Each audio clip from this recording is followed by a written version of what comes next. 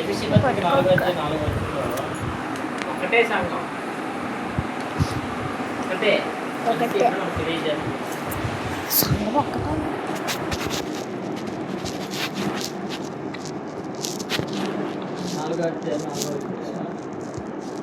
శరీరం ఒకటే, ఆత్మ ఒకటే, ఆ ప్రకారమే మీ విషయమై ఒకటే నిరీక్షణ ఎందుకు ఎన్ని పిలబడి ఒకటే నిరీక్షణ మన ధ్యానానికి ఏమంటే నిరీక్షణ అంటే ఒకటే శరీరం. సంఘము ఆయన శరీరం, శిరస్సు ఎవరు? క్రీస్తు. ఈ శిరస్సుకి ఈ బాడీకి మన పేరు ఏం పేరంటే నా పేరు. ఈ శిరస్సు తీసుకొని వేరే బాడీ పెట్టుకున్నాను అనుకోండి, నా పేరు అవుతుందా? శిరస్సు కనిపిస్తుంది కానీ బాడీ వేరే పని వేరే ఉంటుంది. అలాగే దేవుడిని చెప్పుకున్న వేరే పేర్లు పెట్టుకుని ఆరాధిస్తారు కానీ మనకి శిరస్సే లేదు, క్రీస్తే లేడు అక్కడ. కానీ బాడీ మాత్రం దేవుడి సంఘం అంటున్నారు. దేని బట్టి ఐడెంటిటీ చేస్తున్నారంటే వాళ్ళ సొంత ఆలోచనలు కూడా ఐడెంటించుకున్నారు. మీకు వాక్యం ఇది ఏం చెప్తున్నారు? శరీరం ఒకటే చెప్తున్నారు. ఎవరికి రెండు శరీరాలు ఉండవు, అందరూ కూడా ఒక శరీరం, అందరూ కూడా ఒక ఆత్మ. మరి అలాంటిది ఒకే పేరు కలిగి ఉండి భూమి మీద ఆరాధించాల్సిన సంస్కృతిని ఈ మనుషులు ఏం చేశారంటే ఈ అపవాది ఆలోచనలతో ఇలా చదువు చేశారు. 40,000 రకాల సంఘాలని భూమి మీద ఏర్పాటు చేశారు. ఎన్ని పేర్లు ఉంటారు? సియోని సంఘం అంటారు, కల్వరి సంఘం అంటారు, రకరకాల పేరు పెట్టుకొని ఏం చేస్తారంటే దేవుడు అప్పచెప్పింది ఒకే శరీరము. నాకు ఎన్ని పేర్లు ఉండాలి? గవర్నమెంట్ నా పేర్లు 2-3 చూపించినందుకు నేను ఎవరు అవుతాను? దొంగనే వస్తుందని అవుతాను, అంతే కదా. అలా ఒప్పుకుంటుంది గవర్నమెంట్ అని. కేవలం గవర్నమెంట్ ఒప్పుకోవట్లేదు, దేవుడు ఒప్పుకుంటాడా? కాబట్టి ఆలోచన అనేది వాక్యంలోనే తీసుకోవాలి. వాక్యం ఏం చెప్తుంది దాని ప్రకారం ప్రవర్తించాలి. వాళ్ళు చెప్పారు కదా, ఇది చెప్పారు కదా మనకే నష్టం కలుగుతుంది. అలాగే అదే ఎఫెసీ పత్రిక 1:23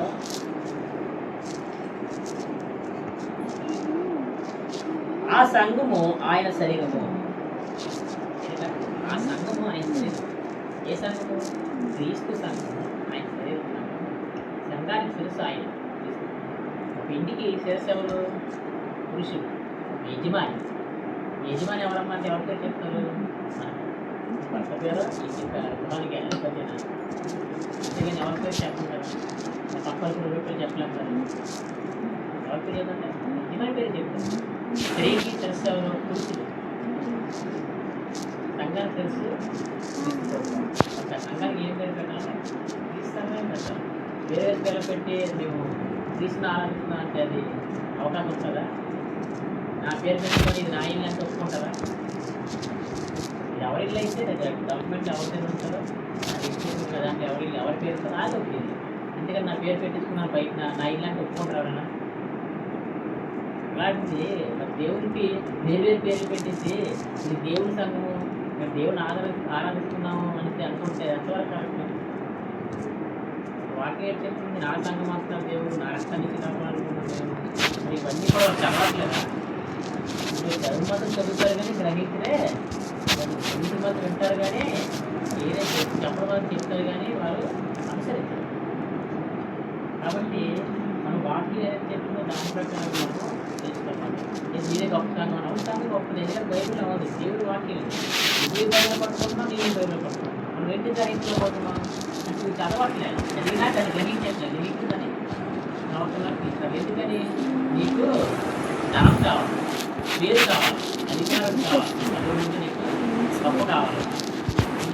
వాళ్ళు కడిపే వారికి దేవుడు, వాళ్ళు కడిపే వారి దేవుడు. ఎందుకంటే 4 మాటలు కలిపి కథ చెప్పామనుకోండి, పెట్టకథలు చెప్తుంటారు వాక్యంలో.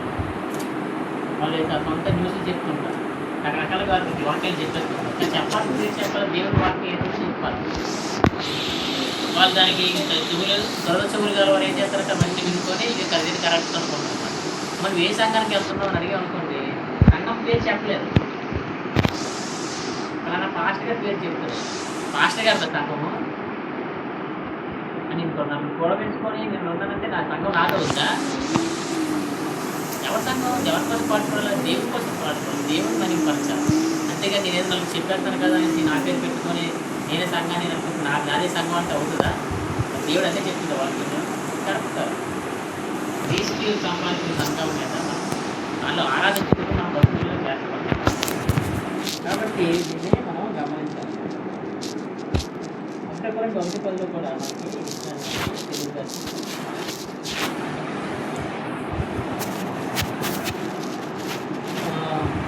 సహోదరులారా, మీరందరూ ఏకభావంతో మాట్లాడవాలని ఏంటంటే ఏకభావం ఉండాలి, ఐక్యత కలిగి ఉండాలంటే ఏకభావం కలిగి ఉండాలి. వీళ్ళ ఖర్చులాగా ఏకభావంతోనూ ఏకత్వంతోనూ ఏకతాత్పర్యంతో మీరు సన్నద్ధులై ఉండవాలని మన ప్రభువైన యేసుక్రీస్తు పేరిట మిమ్మల్ని వేడుకుంటున్నాం. మనం ఏకత్వంగా ఉండాలి.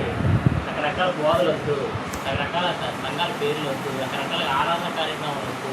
ఒకే ఆరాధన, ఒకే దేవుడు ఆయన తగ్గించు. ఇంకా అక్కడిక్కడ నీ పూర్ణ బుద్ధితో, నీ పూర్ణ బలంతో, నీ పూర్ణ శక్తితో నీ దేవుడిని ఇవ్వవాడిని దేవుని దేవుడు ఏం చేయాలి? అంతేగాని మనుషులు కలిసి అవకాశంలో కూడా మనకి విషయం మనం గమనిస్తుంటాం.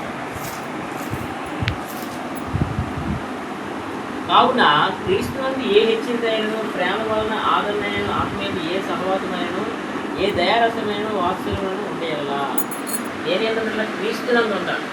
క్రీస్తునందు ఏక మనసులు కలిగి ఆ హెచ్చరికలు పొందుతున్నాం కదా. ఆ హెచ్చరిక వాక్యం హెచ్చరిక వాక్యం నుండే తీసి మనం గ్రహించాలి, వాక్యం నుండి మనము దాన్ని పాటించాలి. కాబట్టి ఇవన్నీ కూడా వాక్యంగా మనకి 2వ వచనంలో కూడా మీరు ఏక మనుషులగినట్టు ఏక ప్రేమ కలిగి ఏకభావం గల వారిగా ఉండి ఒకదాని యందే మనసు చుట్టూ నా సంతోషం సంపూర్ణ చేయండి. ఒకదాని యందే ఏక మనసు అంటే సింగిల్ వర్డ్. ఆ మాట ఏదైతే అదే ఉంటారు, ఈ మాట ఏదైతే అదే ఉంటారు. భార్య భర్తలు ఉన్నారు, భర్త ఒక మాట భార్య ఒక మాట చెప్తే కుటుంబం ఎక్కడిస్తుంది అంటే మన సంఘం యొక్క వీధిలో కూడా దేవుడి యొక్క విషయంలో కూడా అందరూ కూడా ఒకే మాట ఉంటారు, ఒకే ఆరాధన. క్రీస్తు దేవుడు వాక్యంలో రాసిన క్రీస్తు సంఘము మనం ఆరాధించడానికి ఆయనకి ప్రతి ఆదివారం మనం ఆరాధించాలి. ఇవన్నీ కూడా బైబిల్లో ఉన్నాయి. ప్రభురాత్రి పోయిన ప్రతి ఆదివారం తీసుకోవాలి. అసలు కొంతమంది ఏం చేస్తారు, నెలకు ఒక వారం వేస్తారు, క్రిస్మస్కి ఇస్తారు, లేకపోతే నచ్చినట్టు ఇస్తారు, చేస్తారు. కానీ ఏం చెప్తుంది, ప్రతి ఆదివారము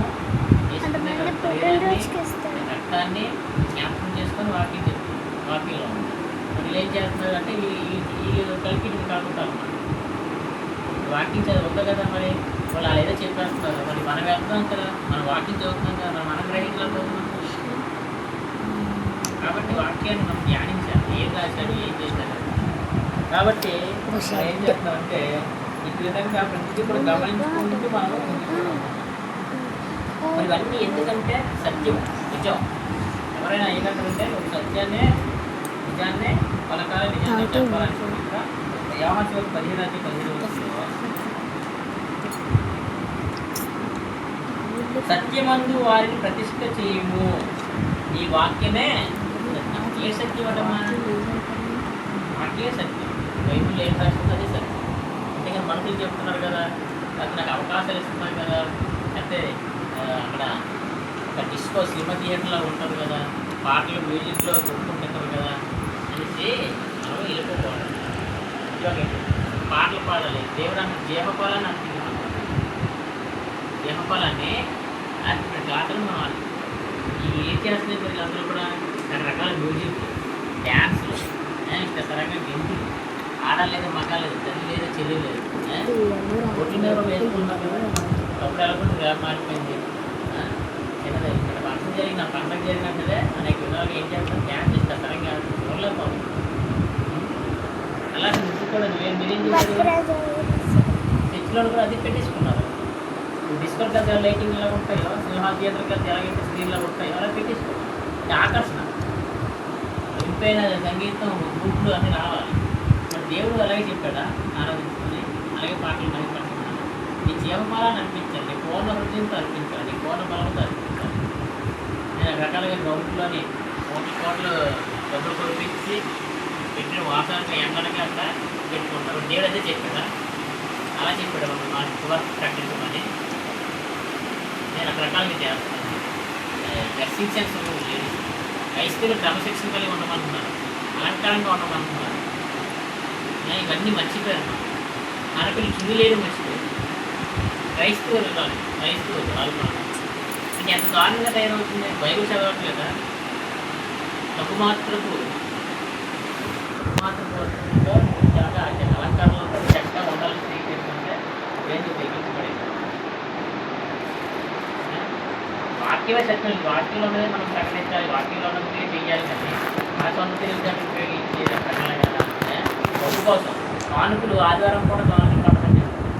ఆదివారం కానుకలు ఏం చేస్తారు? ఒక మీటింగ్ పెట్టేస్తారు, మొత్తం కానుకలు చెల్లేస్తారు, అక్కడే పొలరాజు పోయి ఇచ్చేస్తారు. ఈ ఆదివారం అంటే అది పొద్దున దేంట్లో పెట్టుకొని అది అక్కడ ఇచ్చేసి కానుకలు తీసుకుంటారు. రకరకాల మనుషుల ఆలోచనలు ఉంటాయి, ఆ స్వార్థం కోసం ఆలోచిస్తారు. కాబట్టి వాక్య సత్యం అడ్డుపలికి వెళ్ళితే అక్కడ కచ్చిపుతో స్వస్థలు వచ్చేది అంటాం, నూనెతో స్వస్థలు వచ్చేది అంటాం. అది భాష మాట్లాడితే స్వస్థలు అంటే వచ్చేస్తాయి. ఎవరిని మోసం చేస్తున్నారు మీరు? దేవుడు మోసం చేస్తున్నారు కదా. మీ వల్ల ఇక్కడ అన్ని జనుల మధ్య నా నామం రుచి పడుతుందని దేవుడు చెప్తున్నారు కదా. చెప్పిన వాళ్ళు అలాగే చెప్తున్నారు, చేసిన వాళ్ళు కూడా అలాగే. జ్ఞానం మాత్రం బిజినెస్, వ్యాపారం, ఇవన్నీ దేవుడు చెప్పాడు చేయమని.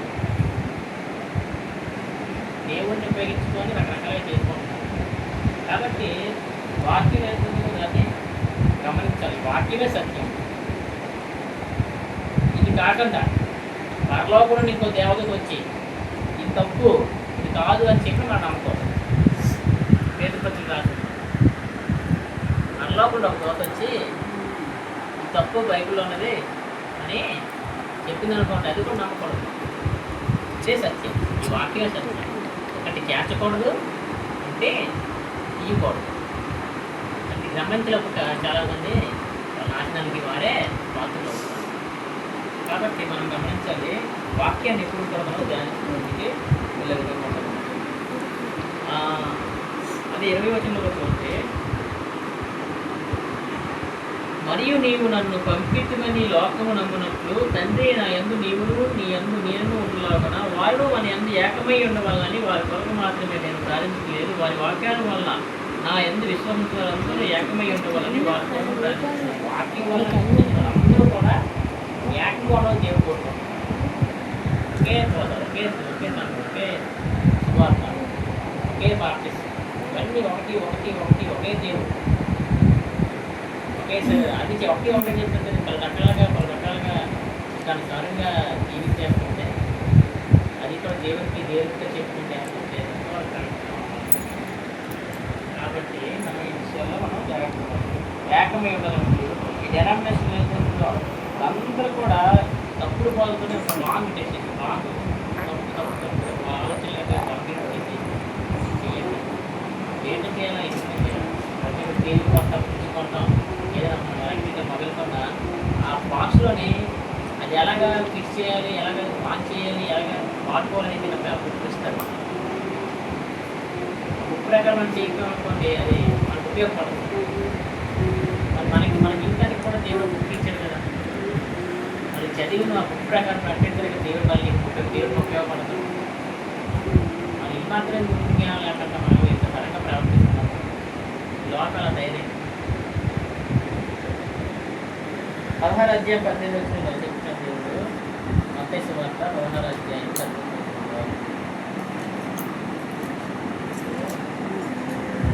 దేవుడు చెప్పిన విధంగా మనం చేయకపోతే దేవుడు మనమే మనల్ని తీసుకురాలి. సత్యాన్నే ప్రకటించాలి. 16 అంటే మరియు నువ్వు పేతురువు ఈ బండ మీద నా సంఘమును కట్టుకును, పాతాల్లో ఒక ద్వారం ఉందని ఎందుకు నిలవలేను అని నేను నీతో చెప్తున్నాను. ఏం చెప్తున్నాడు? నా సంఘంలో కట్టుకున్నాను. అది ఎవరు? యేసుక్రీస్తు. మరి నా సంఘం కట్టినప్పుడు ఆయన దగ్గర మనమే కడతాడు. సెయింట్ పీటర్ సంఘం అంటారు, పేతురు సంఘం అంటారు, బండ సంఘం అంటారు, పౌరు సంఘం అంటారు, కల్వర్ సంఘం అంటారు, లోదరన్ సంఘం అంటారు, గోల్డ్ రకరకాల నాకు రకాల నా పేరు కూతురు పేరు పెట్టించాను అన్నమాట. చెట్లు పేరు, కొట్ల పేరు, చెరువుల పేరు, కొండల పేరు, సియోన్ కొండ పేరు, సియోని సంఘం అంటారు. ఇవన్నీ నా బండ మనకి చెప్పడానికి కారణం ఏంటి మరి? ఇవన్నీ వస్తాయంటే దేవుడు ఆయన సంకల్పం ప్రణాళిక. నా సంఘము నేను ఆయన కట్టిని సంపాదించిన సంఘం